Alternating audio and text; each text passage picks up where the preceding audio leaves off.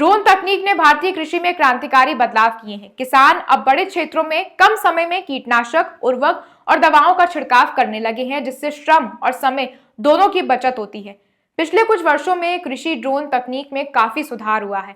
अब किसान भाई भी इस बात को ये समझने लगे हैं कि कैसे ड्रोन तकनीक में उन्हें खेती में मदद मिल सकती है और उसे मुनाफे में भी बदला जा सकता है।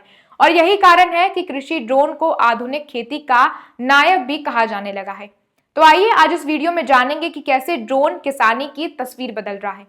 ड्रोन में लगे हाइपर स्पेक्ट्रल थर्मल या मल्टी स्पेक्ट्रल सेंसर मिट्टी की नमी, पोषक तत्वों की मात्रा और उर्वरता का मूल्यांकन चुटकियों में कर देते हैं। इससे किसान सिंचाई, उर्वरक और रोपण कार्यों की बेहतर योजना बना सकते हैं।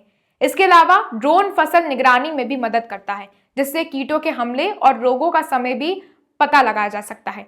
सरकार ड्रोन तकनीक को बढ़ावा देने के लिए सब्सिडी भी देती है। इस कारण भी किसानों के बीच कृषि ड्रोन का उपयोग बढ़ रहा है।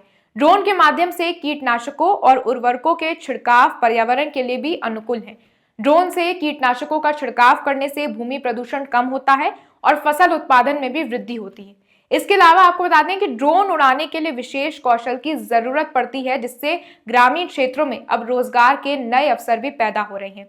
भारतीय कृषि ड्रोन बाजार में उल्लेखनीय वृद्धि होने की उम्मीद है। 2024 और 2030 के बीच लगभग 28.1% से 38.5% की CAGR के अनुमान के साथ, जिसका वर्तमान मूल्य लगभग $145 मिलियन का है। ड्रोन अपनाने की दर क्षेत्र के अनुसार अलग अलग है। बेहतर नीतियां, संस्थानों और वित्तीय संसाधनों के कारण दक्षिणी और पश्चिमी राज्यों में अपनाने की दर जो है वो ज्यादा है।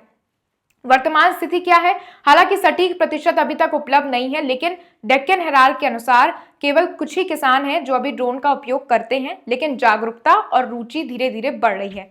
अपनाने को प्रेरित करने वाले कारक है सब्सिडी और प्रशिक्षण कार्यक्रमों के माध्यम से सरकारी समर्थन, कृषि श्रमिकों की कमी और कीटनाशकों और उर्वरकों के छिड़काव जैसे कार्यों के लिए ड्रोन की दक्षता से विकास को बढ़ावा मिल रहा है और यही कारण है कि लोग इसे अपना रहे हैं। अब इसमें कुछ चुनौतियां भी हैं। व्यापक रूप से अपनाने में आने वाली बाधाओं में ड्रोन की उच्च लागत, किसानों के ज्ञान और कौशल की कमी, सीमित इंटरनेट कनेक्टिविटी और प्रशिक्षित पायलटों की कमी शामिल है। भारत सरकार भी लेकिन ड्रोन को बढ़ावा देने के लिए कई योजनाएं चलाती हैं, जिनमें महिला स्वयं सहायता समूह को ड्रोन उपलब्ध कराने हेतु नमो ड्रोन दीदी योजना, फिर ड्रोन निर्माण हेतु प्रोडक्शन लिंक्ड इंसेंटिव यानी PLI योजना और कृषि में ड्रोन खरीद और उपयोग के लिए वित्तीय सहायता प्रदान करने वाली विभिन्न राज्य और स्तरीय योजनाएं शामिल हैं। अन्य पहलों में drone as a service startups को समर्थन देने हेतु ड्रोन शक्ति पहल और ऑनलाइन अनुमतियों के लिए डिजिटल स्काई प्लेटफॉर्म का भी निर्माण शामिल है।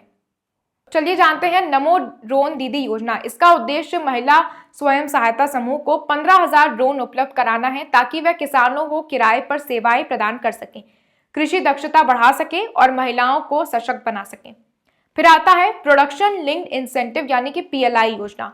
घरेलू उत्पादन को बढ़ावा देने और भारत को एक वैश्विक ड्रोन केंद्र बनाने के लिए ड्रोन और ड्रोन घटक निर्माताओं को प्रोत्साहन प्रदान करती है। फिर है ड्रोन शक्ति यानी कि drone as a service startups के विकास को प्रोत्साहित करती है। तो आज के इस आधुनिक युग में ये सबका लक्ष्य होना चाहिए, सरकार का लक्ष्य होना चाहिए कि हम अपने किसानों तक ये ड्रोन की तकनीक जल्द से जल्द पहुंचा सकें, ताकि वो अपनी खेती के जरिए और भी मुनाफा कमा सकें।